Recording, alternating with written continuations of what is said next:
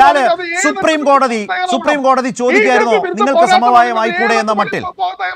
ലാൽ ലാൽ അത് മാത്രം ആ വിഷയത്തിൽ ഇതൊരു പൊളിറ്റിക്കൽ ഇഷ്യൂ അല്ലാതെ അതൊരു ലീഗൽ ഇഷ്യൂ ആണ്.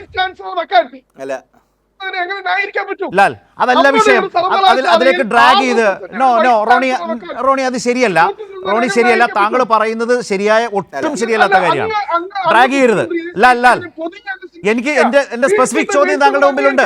ലാൽകുമാർ ഉണ്ടെങ്കിൽ പൂർത്തീകരിക്കൂ. താങ്കളുടെ ഒരു കോൺടാക്ട് കോൺടാക്സിൽ ഉണ്ടെങ്കിൽ പറയൂ. അല്ല ഈ പറയുന്ന വിഷയം മീഡിയേറ്റ് ചെയ്യാൻ സുപ്രീം കോടതി ആവശ്യപ്പെടുമായിരുന്നു. ആവശ്യപ്പെട്ടതിനനുസരിച്ച് തന്നെയാണ് പോയത്. അതല്ലാതെ ഈ പറഞ്ഞ പോലെ ഒന്ന് ചെയ്തേക്കാമോ എന്നുള്ള രീതിയിൽ ചോദിച്ചതല്ല. പോട്ടെ, തിരിച്ച് ഞാനൊരു കാര്യം ചോദിച്ചോട്ടെ. റോണി കെ ബേബിയോട് തിരിച്ചൊരു ചോദ്യം. അങ്ങനെ സുപ്രീം കോടതി ചോദിക്കുവാണെങ്കിൽ നമ്മൾ എന്ത് പറയണം? പറ്റത്തില്ലെന്ന് പറയണമെന്നോ? അത് റോണി അങ്ങനല്ല സംഭവിച്ചത്. റോണി കെ ബി പറഞ്ഞ ചോദ്യമായി എടുക്കുന്നതെങ്കിലും സാർ പറഞ്ഞ കേൾക്കൂ. സാറിൻ്റെ ന്യായമല്ല ഇൻസ്റ്റിറ്റ്യൂഷൻ്റെ ന്യായം. രണ്ടാ. എനിക്കിവിടുന്ന് എന്തും പറയാം, കോൺഗ്രസ് പാർട്ടിക്ക് എന്ത് പറയാം, ഗവൺമെൻറ്റിന് അത് പറയാൻ പറ്റില്ല. ഗവൺമെൻറ് എക്സിക്യൂട്ടീവ് എന്ന് പറഞ്ഞാൽ കോൺസ്റ്റിറ്റ്യൂഷണൽ ബോഡിയാണ്, കോൺസ്റ്റിറ്റ്യൂഷണൽ ഫംഗ്ഷണറിയാണ്. അത് താങ്കൾ മനസ്സിലാക്കണം. എനിക്ക് ലോജിക്ക് തോന്നുന്നില്ല.